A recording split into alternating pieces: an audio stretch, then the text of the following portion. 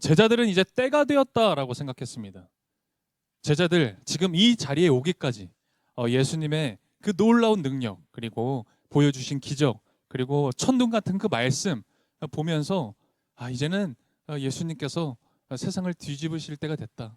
이제 세상을 바꾸실 때가 다 되었구나를 생각하면서 그렇게 3년 동안을 열심히 따라 다녔던 거죠. 그런데 이거 웬걸? 예수님이 하시는 말씀이 뭐예요? 난 이제 곧 죽을 거야.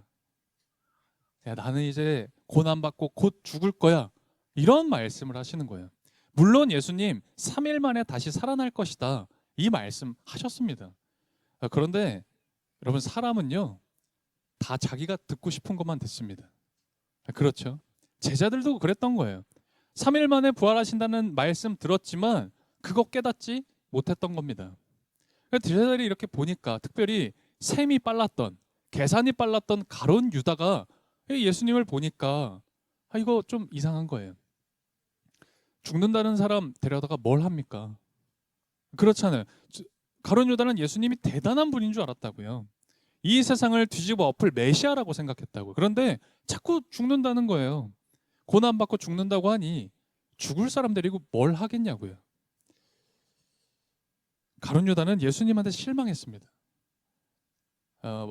근데 사실 실상 가룟 유다가 실망한 이유를 살펴보게 되면 그는 죄를 몰랐기 때문에 실망했던 거예요. 죄가 뭔지를 몰랐습니다. 구원이라는 게 무엇인지를 사실은 유다는 알지 못했죠. 그래서 예수님의 죽음도 알지 못했고 구원도 깨닫지 못했던 거예요. 가룟 유다는 그런 생각했거든요. 분명히 메시아다. 예수는 메시아고 예수는 분명히 하나님 나라의 왕으로 오셨다. 그래서 이 세상을 바꾸실 거다. 이 세상을 전복시킬 정도의 능력을 가지신 그런 분이다 라고 생각했단 말이에요. 근데 자꾸 고난받는데요. 그런 왕이 고난받고 죽는다고 하니 이거 가룟 유다 입장에서는요, 김이 확 센 겁니다. 아니, 죽으려고 하는 사람이랑 뭘 하며 죽겠다고 하는 사람이랑 무슨 세상을 바꿀 수가 있겠어요. 결국 가룟 유다는요, 욕심에 눈이 어두워져요. 그래서 어떤 일을 벌이죠? 예수님을 은 30에 팔아버립니다. 이 은 30은 뭐였냐면 그 당시 노예를 거래하던 가격이었어요. 그러니까 완전히 헐값에 예수님 팔아 넘겨버린 거예요. 그런 상황에서 이어지는 게 바로 오늘 본문 상황입니다. 오늘 본문에는요, 명절, 절기가 하나 나와요. 유월절이라는 절기죠. 유월절은 예전 구약 시대 때 있었던 그 출애굽 사건을 기념하는 절기입니다. 특별히 이 유월절에는 어린 양을 잡아서 그 양으로 사람들이 식사를 했어요. 그러니까 유대인들은 반드시 이 명절, 이 절기에는 반드시 유월절 식사를 했다고 하더라고요. 그런데 예수님과 제자들은 지금 예루살렘에 있는데, 예루살렘은 자기들이 살던 동네가 아니었어요. 갈릴리에서 왔거든요. 그러니까 여기 와서 갑자기 유월절 식사를 할 데가 없는 거예요. 막상 이제 식사를 준비해야 되는데, 그래서 예수님한테 물어봅니다. 어떻게 식사 준비를 해야 될까요? 그게 오늘 보면 12절이었죠. 제가 12절 다시 한번 읽어드릴게요.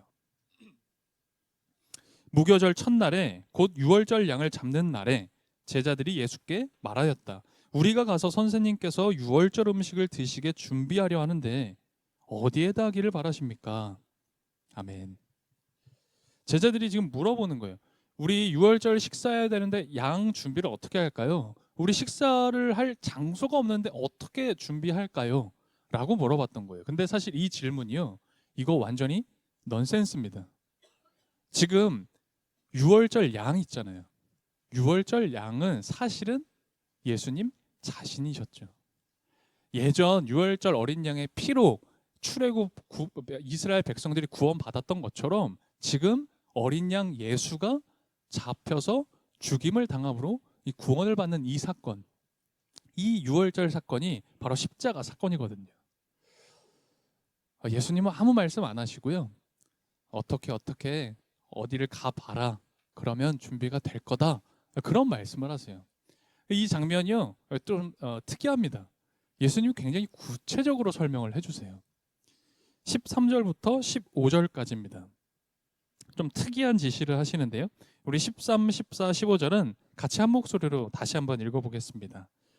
예수께서 제자 두 사람을 보내시며 말씀하셨다. 성 안으로 들어가거라.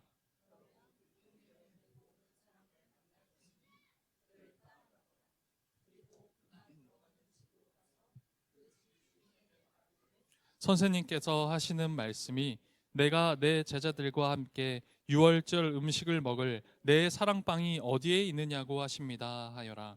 그러면 그는 자리를 깔아서 준비한 큰 다락방을 너희에게 보여줄 것이니 거기에 우리를 위하여 준비를 하여라. 아멘. 지금 제자 두 명을 보내시면서 그런 말씀하시는 거예요. 야, 너네가 분명히 이제 성 안으로 들어가면 물동이 메고 가는 사람 만날 거야. 그 사람이랑 얘기해봐. 제자들이 실제로 가봤습니다. 그러니까 정말 물동이 메고 가는 사람이 보이는 거예요. 여러분, 그 넓은 예루살렘 안에서 물동이 메고 가는 사람 만날 확률이 얼마나 되겠어요? 실제로 만났습니다. 그러니까 예수님은 사실 다 알고 다 미리 준비하고 계셨던 거죠. 그리고 이제 집주인을 만나서 얘기했습니다. 그러니까 웬걸 집주인이 마치 기다렸던 것처럼, 마치 이미 준비하고 있던 것처럼 큰 다락방 하나를 내줬던 거죠. 바로 이것이 우리가 알고 있는 그 유명한 마가의 다락방입니다. 오늘 이 마가가 이 마가복음을 쓸 때 그 이야기를 적고 있는 거죠. 이 마가의 다락방에서 또 특별한 일이 한 가지 더 있었죠. 사도행전을 보면 오순절 성령 강림이 일어난 사건이 바로 이 마가의 큰 다락방이었어요. 큰 다락방이라고 하는 이유가 있습니다. 사도행전은 그 다락방에 120명이 넘는 사람이 있었다. 그렇게 기록하기 때문에 이제 큰 다락방이다라고 하죠. 어쨌든 예수님이 이 방을 미리 이제 이 다락방 주인한테 전화해서 나 11월 3일에 간다. 준비해라. 라고 하진 않으셨겠죠. 유추해 보면 이렇습니다. 이 다락방의 주인이 이 6월절이 됐는데 왠지 이번에는 그 다락방을 좀 비워놓고 싶었던 거예요. 원래 이 6월절 절기 때는요, 이 당시 예루살렘에 빈 방들은 이 렌트를 해줬어요. 왜냐하면 각 동네마다 다 예루살렘으로 사람들이 모였거든요. 그 명절을 지키려고. 그래서 이 방들을 다 렌트를 해주면 돈을 벌 수 있었습니다. 이때가 이제 대목이었던 거예요. 성수기. 근데 이상하게 이 다락방 주인은 이번 6월절은 방을 비워뒀던 겁니다. 그런데 마침 예수님한테 그 방을 좀 빌려달라는 소식을 듣게 된 거예요. 사람들이 엄청나게 몰려드는 바로 이때 방을 구하는 게 쉽지 않습니다. 아주 비슷한 상황이 성경에도 기록되어져 있어요. 언제냐면 마리아가 예수님을 출생할 때, 그때 어때요? 베들레헴에 빈 방이 없었다라고 하잖아요. 그때도 명절이었거든요. 그러다 보니까 어디 방을 구할 데가 없어서 예수님을 어디서 출산합니까? 마구간에서. 빈 방이 없어서. 그러니까 성수기, 엄청 성수기예요. 사실 그 큰 다락방 정도 한 일주일 정도 렌트해주면요, 큰 돈 벌 수도 있었던 겁니다. 그런데 비워놓고 있었어요. 이상하게 그날 비워놓고 싶었던 겁니다. 그런데 예수님이 오셔서 예수님께는 그냥 빌려드렸어요. 그래서 그곳에서 이제 예수님과 제자들이 6월절 만찬을 했던 겁니다. 우리가 아는 그 최후의 만찬입니다. 또한 아까 앞서 말씀드린 것처럼 성령의 오순절 강림 사건이 바로 이 다락방에서 이루어졌죠. 이뿐만 아니에요. 이 다락방에서 어떤 일이 벌어집니까? 인류 최초의 교회, 초대교회가 바로 이 마가의 다락방입니다. 생각해보면 참 놀랍죠. 우연인 것 같은데, 너무나 우연히 이루어진 것 같은데 그 우연이 너무나 놀라운 하나님의 역사를 이뤄냈다는 거예요. 우리 삶에도 그럴 때가 있습니다. 여러분과 저의 생활에서도 사실 그럴 때가 있어요. 우리의 순간을 하나님이 사용하실 때가 있어요. 그냥 우리는요, 너무나 평범하고 사실은 그냥 늘 반복되는 일상과 같은 일들인데 그것들이 마치 고리처럼 연결되어서 하나님이 역사하실 때가 있어요. 우리의 순간을 하나님이 쓰실 때가 있다라는 거죠. 왜 그럴 때 있지 않으세요? 평상시에 많이 생각하는 그런 것들이 아닌데 그냥 문득 떠오를 때가 있어요. 그래서 그 생각을 이제 왜 했지? 하고 지나가기도 했지만 계속 뭔가 좀 남아요. 아, 그걸 내가 해봐야 되나? 우리 그런 생각할 때 있어요. 나랑은 사실 그렇게 친하지도 않아요. 사실 그렇게 친분이 없어요. 그런데 문득 생각이 날 때가 있어요. 아, 왜 그 사람이 갑자기 왜 떠올랐지? 나 그 사람 그렇게 좋아하는 사람도 사실은 아닌데? 근데 왠지 연락해보고 싶을 때가 있어요. 내가 그 사람을 좀 살펴야 하지 않을까? 라는 마음이 이거 내 마음 아닌 것 같은데 라는 생각이 들 때가 있다고요. 그럴 때는 어떻게 해야 되냐? 그냥 해봐야 돼요. 그냥 해보는 겁니다. 저도요, 사실 그런 성향이 아니에요. 그런 생각 들으면요, 이렇게 묻어두는 성격인데, 제가 말씀 보고 마음 고쳐 먹어야겠다 그 생각했습니다. 주님이 원하시는 건 아닐까? 아, 혹시 내가 이런 생각하지를 않는데 평상시엔 그런 생각이 든다면, 이거 혹시 주님이 주시는 마음은 아닐까? 그래서 그냥 해봐야 됩니다. 여러분, 주님이 쓰실 줄 누가 알아요? 내 생각이 아니라 주님이 주신 마음인지 내가 어떻게 아냐고요. 주님이 쓰시고자 하실 때가 있어요. 분명히 있습니다. 그때 우리는 준비가 되어져 있어야 되는 거예요. 오늘 이 다락방 주인은 준비가 되어 있었던 겁니다. 사실 지금도 주님은 여러분과 저를 부르고 계세요. 우리를 사용하시려고 기다리고 계세요. 그래서 우리는 지난주 말씀처럼 깨어서 준비하고 있어야 되는 겁니다.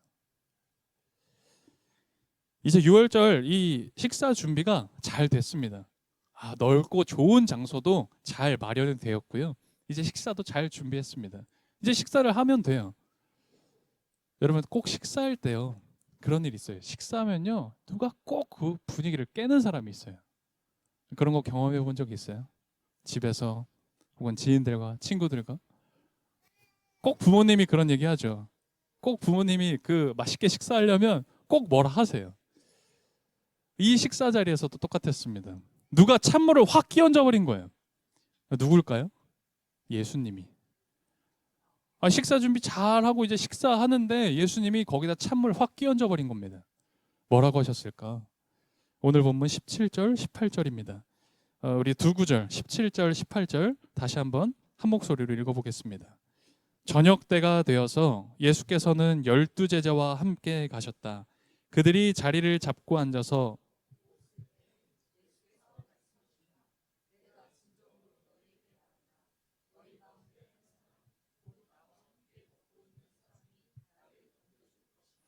아멘.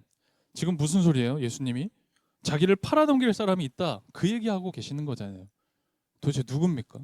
예수님을 판다니? 누구예요? 잘 알죠. 가룟 유다. 예수님은요 가룟 유다 마음을 이미 알고 계셨던 거예요. 그래서 이 중에 나를 팔 사람이 있어 이 얘기를 하는 겁니다. 분명히 예수님 알고 계셨어요. 가룟 유다의 마음 알고 계셨습니다. 그런데 예수님 잘 보세요. 그냥 가만히 계세요. 야, 이 중에 나를 팔 사람이 있는 것 같다. 그냥 이 말만 하시고 가만히 계세요. 왜 예수님 가만히 계셨을까? 왜 그러셨을 것 같아요? 예수님은 정죄하지 않으셨던 거예요. 예수님은 정죄하시려고 했던 게 아니라 회개할 수 있는 기회를 주신 겁니다. 저는 그렇게 생각해요. 회개할 기회를 주신 겁니다. 아무리 지금 예수님 팔기로 했다고 해도 지금 가룟 유다는 이미 결정한 겁니다. 내 예수님 팔아야지. 거래를 마치고 이 식사 자리에 유다가 찾아온 겁니다. 팔아 넘기기로 마음은 먹었지만 사실 아직 마음을 돌이킬 수 있는 기회가 있었어요. 아직은 기회가 있었다고요. 예수님이요, 우리들 중에 나를 팔 사람이 있는 것 같아 라는 이 말씀을 하신 이유가 뭐예요? 마음 돌이킬 수 있는 시간을 주신 거예요. 기회를 주신 거라고요. 사실 직접적으로 말씀하실 수도 있어요. 그렇죠? 우리 중에 나를 팔 사람이 있어. 바로 가룟 유다 너야. 야, 너 어떻게 나한테 그럴 수 있냐? 야, 3년 동안 우리가 지낸 세월에 있는데 어떻게 나를 은30에 그냥 팔아 넘길 수가 있냐? 그렇게 직접적으로 말씀하실 수도 있었겠죠. 그래서 그 자리에서 얘기하고 벌 주고 내치실 수도 있었을 거라고요. 여러분 그게 우리 마음 아니에요? 그게 우리 방식이란 말이에요. 근데 예수님은 그렇게 하지 않으세요. 그렇게 하지 않으시고 기회를 주신 거예요. 시간을 벌어 주신 거예요. 회개할 기회를 주신 거라고요. 그런데 이때 정말 놀라운 게 있어요. 이게 너무 저는요 다르게 보이더라고요. 다른 제자들의 반응. 다른 제자들의 반응이 굉장히 놀라운 반응이에요. 그게 19절, 20절에 기록되어 있죠. 19절, 20절 우리 두 구절도 다시 한번 읽어보죠. 함께 읽겠습니다. 그들은 근심에 쌓여 나는 아니지요 하고 예수께 말하기 시작하였다. 예수께서 그들에게 말씀하셨다. 그는 열둘 가운데 하나로서 나와 함께 같은 대접에 빵을 적시고 있는 사람이다. 아멘. 제가 여기서 놀라운 이유는요. 모든 제자가 다 똑같이 얘기해요. 전 아니죠. 예수님, 나는 아니죠. 라는 반응을 보였다라는 거예요. 여러분 이게 무슨 말이에요? 이게 뭘 의미하는 거예요? 이 나머지 11명의 제자도 사실은 비슷한 마음이었다는 거예요. 가룟 유다와 똑같은 마음이었다는 거예요. 예수님이 말씀하시니까 놀라가지고 그래서 어떻게 하셨지? 난 아니죠. 난 아니죠 하겠다. 이러고 있었던 거예요. 지금 예수님이요. 예수님을 따르던 이 12명의 제자들은요. 사실 좋은 자리 차지하고 성공하고 싶었던 사람들이었어요. 예수님을 만났는데 범상치가 않았던 거예요. 아, 예수님 대단한 분 같은데? 아, 예수님 하나님의 아들인가 본데? 그러면 우리도 하나님의 아들 따라다니면 좀 괜찮게 살 수 있겠네? 그래서 우리가 그동안 봐왔던 마가복음의 예수님의 제자들의 모습이 어땠어요? 늘 자리 다툼을 하잖아요. 늘 2인자가 되고 싶어서 그렇게 다퉜잖아요. 지금도 그 속내가 드러난 거예요. 유다처럼 행동하지는 않았어요. 유다처럼 거기까지는 가지는 않았던 거예요. 그런데 사실 11명의 제자들 다 똑같은 마음이었다고요. 그 생각 한두 번 정도는 다 했다고요. 아, 예수님 갈아타야 되나? 다른 데로 갈아타야 되나? 이 생각하고 있었다는 거예요. 그래서 예수님이요. 우리 중에 나를 팔 사람이 있어. 그 얘기를 하니까 다 뜨끔했던 겁니다. 어떻게 하셨지? 난 아니죠. 예수님, 나는 아닌 거죠? 저 사람이죠? 그 얘기를 하고 있었던 거예요. 이 얘기를 듣는데 예수님 마음이 어땠겠어요?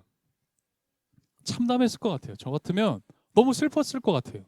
예수님은 사실 다 알고 계시지만 같이 이제 식사하시잖아요. 그 자리가 얼마나 불편했을까? 그 맛이었을까? 그런 생각 막 저는 들더라고요. 여러분 그런 경험 있으세요? 무언가를 이렇게 꾸며서 나를 이렇게 해코지 하려는 어떤 그 사람이 무엇을 할지를 내가 뻔히 다 알고 있는데 그 사람을 이렇게 볼 때가 있어요. 그런 경험 있으세요? 저도 목회하면서 그 경험이 얼마나 많았는지 몰라요. 저는요 이렇게 같이 하는 시간들 혹은 뭐 같이 식사를 하거나 또 그 사람 만날 생각하면은 와 마음이 너무 불편해요. 너무 미워요. 너무 밉더라고요. 저는 그랬거든요. 여러분들 어떠셨어요? 마음이 너무 불편해요. 같이 하는 게. 그래서 저도 티 안 낸다고 막 하지만 막 가끔은 막 이렇게 티가 난 적도 있어요. 근데 오늘 예수님 보세요. 예수님 전혀 내색도 안 하세요. 아무런 내색도 없이 그냥 6월절 그 식사 다 준비해서 그 제자들 여전히 사랑하는 마음으로 가룟 유다도요 여전히 사랑하는 마음으로 그 식사 함께 나누시면서 가룟 유다한테 그리고 나머지 11명의 제자들에게도 동일하게 기회 주고 계신 거예요. 야, 너희 중에 나를 팔아넘기를 생각하는 사람이 있더라. 이런 얘기하시면서 마음 돌이키라고 다시 기회 주셨던 거예요. 오늘 이 본문이 똑같은 상황에 요한복음에는 이렇게 기록되어져 있어요. 요한복음 13장을 보면 만찬을 하고 나서 13장에는 세족식 장면이 나옵니다. 예수님이요 제자들의 발 씻겨주는 장면 있잖아요. 기억나시죠? 거기서 예수님이 제자들의 발을 씻겨주시는데 가룟 유다의 발도 씻겨주십니다. 저 같았으면 그랬을 것 같아요. 여러분들은 안 그러시겠지만 저 같으면 그랬을 것 같아요. 가룟 유다 발 이렇게 씻겨줄 때 주변에서 뾰족한 거 뭐 하나 꺼내가지고 발을 막 찔렀을 것 같아요. 그럼 유다 왜 그러세요? 그러면은 이 새끼야 너 몰라? 너 몰라서 그래? 저 같으면 막 그랬을 것 같아요. 속상하죠. 속상한데 그냥 그렇게 표현했을 것 같아요. 너 그러지 말어. 막 그렇게 했을 것 같거든요. 근데 예수님 어떠세요? 그러지 않으세요. 끝까지 참으세요. 끝까지 다시 시간을 주시고 기회를 주세요. 그리고 그 발을 씻겨 주신 거죠. 사실 유다는 정말 예수님께 회개할 수 있는 기회를 얻었던 겁니다. 그런데 유다는 끝까지 회개하지 않았죠. 끝까지 그는 자신의 선택, 내 선택이 맞다고 생각했던 거예요. 어차피 가망이 없다. 죽을 사람. 자신의 선택을 고수했고 예수님을 팔아넘기는 그 길로 나아갔던 거죠. 여러분과 저도요, 이렇게 생활하다 보면 죄 지을 때 있어요. 이번 한 주도 사실 죄 지을 때 있었을 겁니다. 하나님의 마음과는 엇갈려서요 살아갈 때가 있어요. 근데요 이상하게 평안할 때가 있어요. 내가 죄를 지었다라고 알고 있는데도 불구하고 괜찮을 때가 있다고요. 원래 하나님이 이러면 사인도 주시고 하나님이 좀 내가 뭔가 잘못하면 알려주시기도 할 때가 있는데 그렇지 않을 때가 있어요. 이건 괜찮은가? 괜찮네? 이건 하나님이 뭐라고 안 하시나? 괜찮은 것 같네? 라고 할 때가 있어요. 그리고 오히려 이거 내가 잘못한 거라고 생각했는데 오히려 잘 될 때가 있어요. 내 생각대로 내가 원했던 대로 잘 풀리는 거예요. 그럴 때 있어요. 근데 그거 괜찮은 거 아닙니다. 내 생각에 이거 그래도 하나님 봐주시나 보다? 결코 아닙니다. 하나님은요 기다려 주시는 거예요. 하나님은 다시 마음을 돌이킬 기회를 주시는 거라고요. 다시 돌아와라. 시간을 줄게. 기다리신다고요. 우리가 잘 아는 이 최후의 만찬. 오늘 본문이요. 이 최후의 만찬. 곧 유월절 식사. 이 식사가 끝나고 그 다음 이 제자들의 모습을 보면 이거 약간 묘합니다. 저는 약간 묘하다는 생각을 했어요. 26절 제자들의 모습을 한번 볼까요? 마지막 절이었죠. 26절 다시 한 목소리로 읽어보겠습니다. 그들은 찬송을 부르고서 올리브 산으로 갔다. 아멘. 지금 이들이요 이제 식사 끝났어요. 그러니까 찬송을 부르고 찬양을 부르면서 올리브 산으로 갑니다. 여기가 이제 우리가 잘 아는 주님이 기도하셨던 겟세마네 동산이에요. 근데 이제 겟세마네 동산 가면서 제자들이 어때요?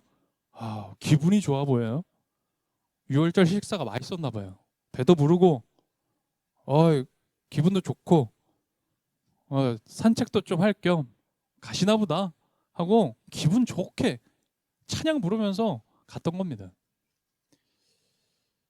뭔가 이루어질라 보다. 예수님 말씀은 저렇게 하시는데 사실 예수님이 우리가 아는 그런 평범한 분이 아니지. 말씀은 저렇게 하셔도 결국 잘 되겠지. 말씀은 저렇게 하셨지만 뭔가 이뤄내시겠지. 그런 생각 제자들을 했던 거예요. 그러면서 이 안에 이 속내에는 여전히 야망이 있었던 거죠. 입으로는 찬송을 불렀습니다. 그런데 속마음에는 드디어 때가 됐다. 야, 내가 3년 동안 따라다녔는데 드디어 이제 때가 됐나 보다. 한 자리 얻을 수 있나 보다 라고 생각했던 거죠. 이제 예수님 불과 몇 시간 후면 잡혀서 십자가에 매달려 죽으십니다. 그런데 제자들은 그거 몰라요. 주님 마음 생각도 안 해요. 예수님 계속 말씀하시거든요. 내가 고난받고 죽을 거다. 근데 그건 모르겠어요. 지금 내 마음이 더 중요하거든요. 예수님 마음은 모르겠고 그냥 신이 나서 밥 먹고 산책하고 있는 겁니다. 제가 이 말씀 이렇게 한 주 동안 묵상하는데 그런 생각이 드는 거예요. 나는 제자들은 이랬다고 하는데 그럼 나는 우리 주님 마음 생각하고 사나? 이 생각이 드는 거예요. 난 예수님 마음을 알까 내가? 여러분들은 어떠세요? 여러분은 내가 예수님 마음 이러시겠지? 예수님 마음 이러실 거야 생각하며 삽니까? 이번 한 주 살 때 예수님이 내가 이런 일 하기를 원하시겠지? 예수님이 이 사람 이렇게 만날 때 이런 일 하기를 원하시겠지? 이 상황에서 내가 이렇게 하기 원하시겠지? 여러분 주님 마음 생각하면서 살아오셨습니까? 저는 오늘 이 말씀 통해서 오늘 이 본문 통해서 저와 여러분 깨닫기를 원하는 건 주님은 우리에게 기회를 주고 계시다. 기다리고 계시다. 그래서 주님과 내가 엇갈린 마음, 내가 주님의 뜻과 엇갈려 있다면 그거 돌이켜야 한다. 오늘 우리가 그거 깨달았으면 좋겠어요. 오늘 우리도 이 본문에 등장했던 예수님이 준비하셨던 그 유월절 식사 있잖아요. 그 다정했던 식사 오늘 우리도 합니다. 언제 하죠? 바로 이 성찬식에. 이제 우리 성찬식에 그 예수님이 준비하셨던 똑같은 식사를 오늘 이 자리에서 함께 나눌 거예요. 오늘 이 식사를 함께 나눌 때에 우리 주님 마음 좀 생각해 봤으면 좋겠어요. 제자들은요, 주님 마음 생각 안 했잖아요. 그 모습을 오늘 우리가 말씀 통해서 봤잖아요. 그럼 오늘 우리 주님과 함께 성찬에 식사할 때는 이 식탁에서 주님 마음 한번 생각해 보면 좋을 것 같아요. 그리고 주님, 저에게 깨달음을 허락해 달라고 기도했으면 좋겠어요. 또한 우리에게 주신 은혜도 바라볼 수 있었으면 좋겠습니다. 그래서 오늘 우리 주님이 주신 기회가 있다라는 것, 주님이 아직 기다리고 계시고 있다라는 것, 그걸 우리가 알고, 그리고 그것이 바로 오늘이라는 걸 깨닫고 오늘 이 시간을 붙잡을 수 있었으면 좋겠습니다. 네, 기도드리겠습니다. 준비하시고 기다리셨던 주님, 우린 주님의 마음을 조금도 헤아리지 못해 옹졸해지곤 합니다. 우리의 비좁은 가슴을 넓혀 주십시오. 주님, 유다처럼 그리고 제자들처럼 당신과 엇갈린 마음으로 살 때가 있습니다. 누구 못지않게 노동을 하는데 그에 걸맞는 보상이 없어 불만이 됩니다. 누구보다 하나님 잘 섬긴다고 자부했는데 이 삶은 공궁하기 그지없습니다. 주님, 오늘 말씀을 통해 깨달음을 허락해 주십시오. 먼저 준비하시는 주님을 여전히 사랑하시고 기다리시는 다정한 주님 만나게 해 주십시오. 오늘 주님이 준비해 주신 이 식사에서 나눈 빵과 잔을 통해 돌이킬 수 있는 힘, 믿음을 허락해 주십시오. 한 주간의 삶에도 뚜벅뚜벅 걸으며 주님 닮아가도록 속죄의 오름길, 그 길에 주님 동행해 주십시오. 예수 그리스도의 이름으로 기도드립니다. 아멘.